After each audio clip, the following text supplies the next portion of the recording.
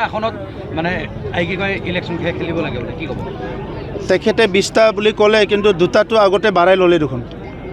আৰু আমি এৰি দিয়াৰ পিছত আকৌ 10টা বাঢ়াই যায় নেকি? তো তেখেতকতো বিশ্বাস কৰিব নোৱাৰে। চাওক, ৰাজনীতিটো ইমান তুলুঙা কৰা বা ইমান তৰল কৰি পেলাই ৰাজনীতিৰ কথাবিলাক ক'লে একো লাভ নহ'ব। আমি 35 লাখ জনসাধাৰণৰ ভৱিষ্যতৰ কাৰণে কাম কৰি আছোঁ। এই 35 লাখ জনসাধাৰণৰ কথাটো ভাবিহে আমি আগবাঢ়িব লাগিব।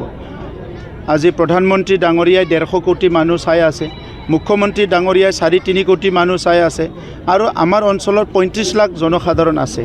এই 35 লাখ জনসাধাৰণৰ প্ৰতি অলপ যদি মৰম আছিল, অলপ যদি শ্ৰদ্ধা আছিল, 5 বছৰত একবাৰ হ'লেও হাগ্ৰামা মহিলাৰী ডাঙৰীয়া এছেম্বলিত আহিব লাগিছিলে। ভালেই কওক বেয়াই কওক, আহি পেলাই আমাক সমালোচনাই কৰক, আমি আৰু একো ক'ব লগা নাই। কিন্তু 5 বছৰত প্ৰায় 14 বাৰ এছেম্বলি হৈ গ'ল, হাগ্ৰামা মহিলাৰী ডাঙৰীয়াই একবাৰো এছেম্বলিতে নাহিল। আৰু সিজন কি জননেতা হ'ব?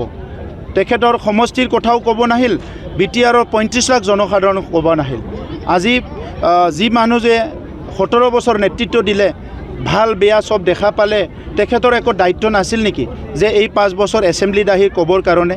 যদি এছেম্বলিলৈ নাযায়, তেখেতে ইলেকশ্যন খেলাৰ কি মতলব আছে? চিফ হৈ পেলাই বহি পেলাই বাহিৰত থাকি, শিলিগুৰিত থাকি, দিল্লী মুম্বাইত থাকি অফিচ চলালে হ'ব নেকি?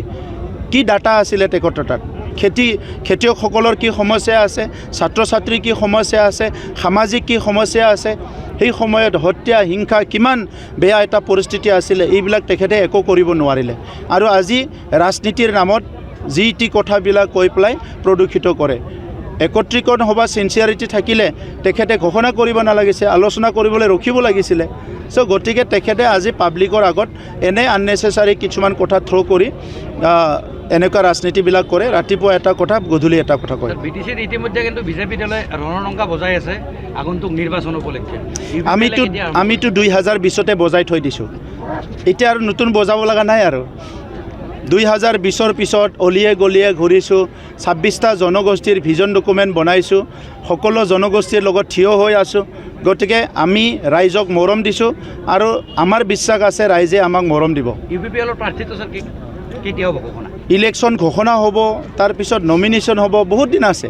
মুখ্যমন্ত্ৰীয়ে কৈছে যে দুৰ্গা পূজাৰ আগতে কিন্তু BTCত ইলেকশ্যন পাতি দিব। আমিতো সেইটো ৱেলকামেই কৰিছোঁ। Thank you. মুখ্যমন্ত্ৰীয়ে কৈছিলে যে কোকৰাঝাৰৰ চাকৰি গেৰাণ্টি নাই, বিজেপি চৰকাৰখনে কোকৰাঝাৰত মানে কোনেও হাত নপতাকৈ চাকৰি পাব। চাওক, আমাৰ দিনতো হাত নাপতাকৈ 8,000 চাকৰি আমি দিলোঁ। এই 8,000 চাকৰিত কোনো ধৰণৰ অসুবিধা হোৱা নাই।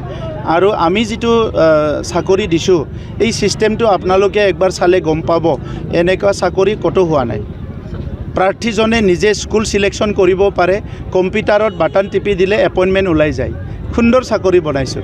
হয়, অসমত মুখ্যমন্ত্ৰী ডাঙৰীয়াই দায়িত্ব লোৱাৰ পিছত বহুত ভালকৈ আজি লাখ লাখ চাকৰি পাইছে, কোনো ঘোষ দিব লগা হোৱা নাই। ADR এক্সাম পাতিছে, বহুত ভালকৈ ছিষ্টেমবিলাক নিছে, এইটোতো আমি ধন্যবাদ দিব লাগিব।